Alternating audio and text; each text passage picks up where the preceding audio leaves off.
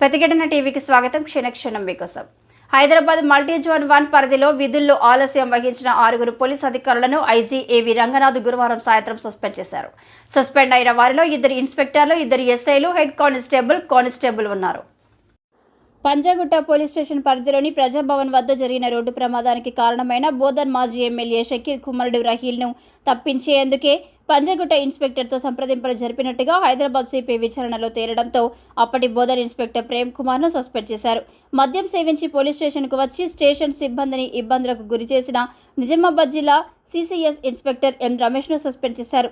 జగిత్యాల జిల్లా సారంగపూర్ పోలీస్ స్టేషన్లో నమోదైన గంజాయి కేసులో అలసత్వంగా వ్యవహరించిన ఎస్ఐలు Manohar Rao, Tirupathi, head constable B Ravinder Reddy, constable T నరేందర్లను సస్పెండ్ చేస్తూ మల్టీ జోన్ 1 ఐజీ రంగనాథ్ ఉత్తర్వులు జారీ చేశారు.